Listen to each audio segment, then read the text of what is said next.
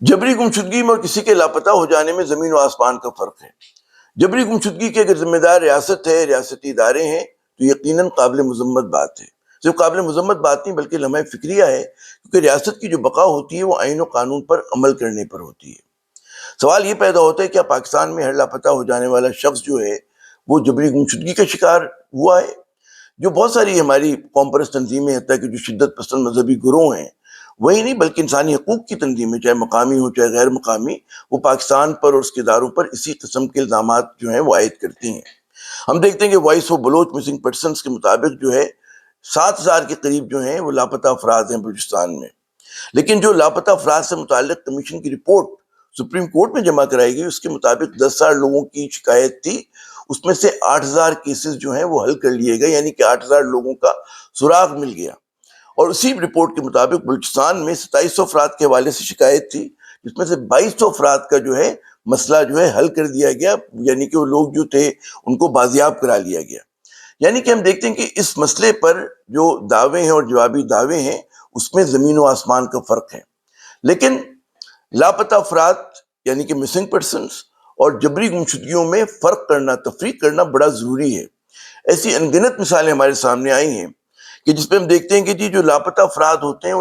وہ رضاکارانہ طور پہ روپوش ہو جاتے ہیں۔ یہ بھی تلخ حقیقت ہے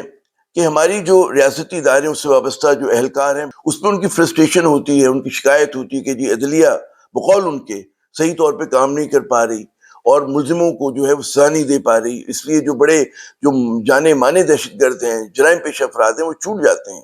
اس پہ جوابی تنقید یہ ہو رہی ہوتی ہے کہ جی آپ نے تحقیقات صحیح نہیں کی، آپ نے ثبوت پیش نہیں کیے۔ اچھا، ہم یہ بھی دیکھتے ہیں کہ جی پھانسی کی سزا پر اس ملک میں ایک غیر اعلانیہ پابندی عائد کی ہے۔ اس میں آپ کو اقتضاد نظر آتا ہے کہ ہمارا آئین کہتا ہے کہ جی سزائے موت ہو سکتی ہے، لیکن ہماری عملی مشکلات کی وجہ سے اس سزا کے اوپر جو ہے وہ عمل نہیں ہو رہا، تو یہ غیر اعلانیہ مورٹوریم ہے۔ سرکاری ذرائع کے مطابق پاکستان میں لاپتہ افراد کے مسئلے کے پیچھے کئی وجوہات ہیں۔ پہلی تو یہ کہ بہت سارے افراد جو ہیں وہ دہشت گرد تنظیموں میں رضاکارانہ طور پہ جو ہیں وہ چاہ کے شامل ہو جاتے ہیں۔ دوسری یہ کہ ان کے لیے کام کرتے ہوئے ہلاک بھی ہوتے ہیں۔ تیسرے یہ کہ جو غیر ممالک میں وہ جا کر لڑتے ہیں، جیسے افغانستان چلے گئے، حتیٰ کہ عراق، شام اور خدا بھلا کرے آپ کا لیبیا تک میں جو ہے پاکستان سے وابستہ افراد جو ہیں وہ گئے اور اس میں جو ملیٹنٹس میں شامل ہوئے۔ چوتھی وجہ جو ہے وہ انسانی اسمگلنگ کی ہے کہ انسانی جو اسمگلرز ہیں وہ بھی اس صورتحال کا ایکسپلائٹ کرتے ہیں، استحصال کرتے ہیں۔ پانچویں وجہ یہ کہ جی جو جرائم پیشہ افراد ہیں اپنے جرائم سے بچنے کے لیے، گرفتاری قانون کی گرفت سے بچنے کے لیے بھاگے پھرتے ہیں۔ چھٹی وجہ ذاتی دشمنیاں بھی ہیں، ذاتی دشمنیوں کی بنا پر قتل ہوتے ہیں، لوگوں کو اغوا کیا جاتا ہے اور ان پہ مطلب ہے ہم دیکھتے ہیں کہ بڑے مظالم ڈھائے جاتے ہیں۔ اور ساتویں وجہ جو ہے وہ یہ کہ ہمارے ملک میں بیرون ملک کی بہت ساری انٹیلیجنس ایجنسیز جو ہیں وہ بڑی فعال ہیں اور وہ بھی ان لوگوں کو بھرتی کرتی ہیں اور ریکروٹ کر کے جو ہے اپنے مقاصد کے لیے استعمال کرتی ہیں۔ تحقیقات میں یہ بھی پتہ چلا ہے کہ جی جو جبری گمشدگیاں ہیں اس میں نامزد افراد جو ہیں اکثر محض لاپتہ ہونے کے کیسز ہوتے ہیں، یعنی کہ اس لیے ہر کیس کی تہہ تک جانا ضروری ہے۔ صرف یہ کہہ دینا کہ جی وہ چلا گیا، کل کو پتہ چلا وہ تو کسی ایک عسکریت پسند گروہ میں، دہشت گرد گروہ میں شامل ہو گیا، تو ایسی بھی بے شمار مثالیں ہمارے سامنے آئی ہیں۔ پاکستان میں عدم استحکام کو ہوا دینے کے لیے ہم دیکھتے ہیں کہ جو عسکریت پسند تنظیمیں ہیں ان میں سے کئی جو بڑی فعال ہیں ان کا تعلق بلوچستان سے، اور وہ قوم پرستانہ نعروں کو استعمال کر کے لوگوں کو، معصوم ذہنوں پر اثرانداز ہوتی ہیں، ان کو اپنی صفوں میں بھرتی کر لیتی ہیں۔ تو اس کے بھی بہت ہی کہتے ہیں ناقابل تردید قسم کے شواہد جو ہیں وہ موجود ہیں۔ اچھا، یہ بات بھی ہے کہ جی جو عسکریت پسند یا دہشت گرد تنظیمیں ہوتی ہیں وہ حفظ ما تقدم کے طور پہ یا پریم کرنے کے لیے اپنے ملیٹنٹس کا نام پہلے سے ہی جو ہے اپنے جو ان کے سویلینز، ان کے دوست ساتھی ہوتے ہیں، رشتہ دار ہوتے ہیں، ان کے ذریعے لاپتہ افراد میں شامل کروا دیتے ہیں۔ یعنی کہ وہ ہوتے ہیں اس تنظیم کا حصہ، پہاڑوں پر ہوتے ہیں، کسی بیرون ملک میں ہوتے ہیں، روپوش ہوتے ہیں، لیکن الزام یہ ہوتا ہے کہ جی یہ لوگ جو ہیں ان کو ریاست نے اور ریاستی اداروں نے اغوا کر لیا ہے۔ اب اس کی کچھ جیسے بھی مثالیں جو ہماری تحقیقاتی اداروں نے سامنے لے کر آئی ہیں کہ جیسے حالیہ جو بھی گوادر پورٹ پہ حملہ ہوا، اس میں جو دہشت گرد مارے گئے اس میں سے ایک بڑا نام تھا کریم جان صاحب کا، اور پتہ چلا کہ کریم جان صاحب جو تھے وہ لاپتہ افراد کی فہرست میں شامل تھے، لیکن بعد میں ان کی لاش لینے کے لیے ان کی بہن نے باقاعدہ ایک درخواست دی، اور تو پتہ چلا کہ یہ ان کو جبری طور پہ گمشدہ نہیں کیا گیا تھا، بلکہ یہ خود از خود جو تھے روپوش ہو گئے تھے اور ملیٹنٹ ایکٹیویٹیز میں ملوث تھے۔ ایسی دوسری مثال جو ہے وہ امتیاز احمد صاحب کی ہے، ولد رضا محمد۔ یہ بھی لاپتہ افراد کی فہرست میں شامل تھے، لیکن بعد میں سیکورٹی فورسز کی کارروائی میں ان کو ہلاک کیا گیا۔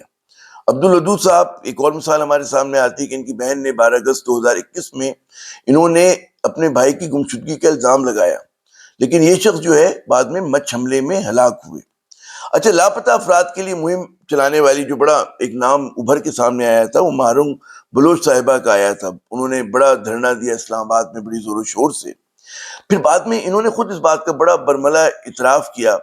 کہ جو میزائل حملہ ہوا ایران میں، اس میں کئی لوگ جو مارے گئے تھے، ہلاک ہوئے تھے، ان کا تعلق بلوچستان کے لاپتہ افراد سے تھا۔ تو پاکستان میں لاپتہ افراد کے واقعات جو ہیں ہم دیکھتے ہیں کہ اس پہ شور بہت مچ رہا ہے، لیکن جتنا بڑا نمبر کوٹ کیا جاتا ہے اتنا بڑا نمبر ہے نہیں۔ اور اس کو ظاہر ہے کہ جو پاکستان میں جو وائس آف ڈسنٹ ہیں یا جو پاکستانی ریاست کے خلاف قوتیں ہیں وہ اس کو بہت ایکسپلائٹ کرتی ہیں، جو پھر ہمارے مخالفین ہیں جن کا جو دیگر ممالک ہیں وہ بھی اس چیز کو پاکستان میں کے خلاف استعمال کرتے ہیں، انتشار پیدا کرنے کے لیے، بدگمان کرنے کے لیے لوگوں کو اپنی ریاست سے اور اس کے اداروں سے۔ تو ضرورت اس بات کی کہ گورنمنٹ جو ہے، حکومت جو ہے، وہ سول سوسائٹی سے جو انسانی حقوق کی تنظیمیں ہیں ان سے زیادہ انگیج کرے۔ بات یہ ہوتی ہے کہ عموماً ہم نے یہ دیکھا ہے کہ جو ریاستی ادارے ہیں وہ صحیح طرح سے اپنا پیغام جو ہے وہ پہنچا نہیں پا رہے ہوتے۔ ان کا مطلب ہے ان کے پاس اگر شواہد بھی ہیں تو ان کا آپریٹ کرنے کا انداز اتنا ایسا ہوتا ہے کہ وہ شفافیت کے ساتھ جو ہے انگیج نہیں کر پاتے۔ تو سب سے بڑی بات یہ ہوتی ہے کہ آپ انگیج کریں، بتائیں کہ جی کہانی کا دوسرا رخ کیا ہے، تاکہ آپ کی بات جو ہے وہ آ سکے سامنے۔ پھر دوسری بات یہ کہ میں یہ سمجھتا ہوں کہ جو منفی پروپیگنڈا اس کا جواب صرف ایک ہی ہوتا ہے، شفافیت۔ تو شفافیت سے آپ کو اس کا جواب دینا ہے اور یہ بتانا ہے کہ جی ہر فرد جو ہے وہ اگر کوئی غلطی کرتا ہے تو وہ ریاستی پالیسی نہیں ہے، اور اگر اس کا پتہ چلتا ہے تو اس کا احتساب بھی ہوتا ہے پاکستان میں۔ تو یہ بڑا ایک فرق ہوتا ہے۔ ہمارے یہاں آپ دیکھیں کہ بعض ایون جو مائنورٹیز ہیں ان پہ اگر ظلم زیادتی ہوتی ہے تو اس کو ریاست کے سر پہ منڈا جاتا ہے، کہ جو کہ غلط بات ہے۔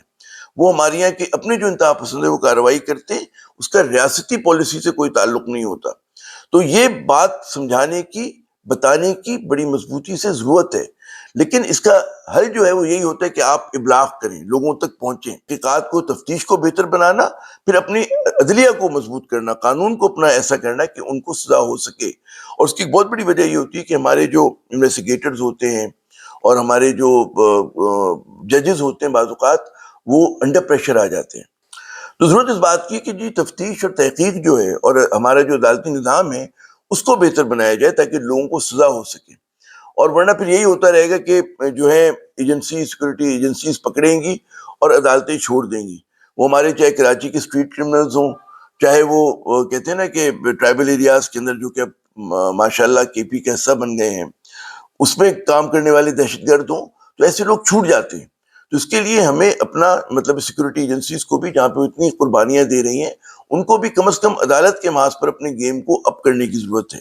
تو پروپیگنڈے کا جواب جو ہوتا ہے وہ یہی ہوتا ہے کہ جی شفافیت ہو۔ ہم دیکھتے ہیں سوشل میڈیا پہ پروپیگنڈا ہو رہا ہے، مین اسٹریم میڈیا پہ پروپیگنڈا ہو رہا ہے، تو اس کا صرف ایک ہی جواب ہے کہ جی جو لوگوں کے اندر ایک غلط فہمیاں پھیلائی گئی ہیں اس کو شفافیت سے دور کیا جائے، اور اس بات کو یقینی بنایا جائے کہ اگر کہیں زیادتی ہوتی ہے تو اس کے خلاف بھی کارروائی ہونی چاہیے۔ عامر زیب کو اگلے ویلاگ تک کے لیے اجازت دیجیے گا۔ خدا حافظ۔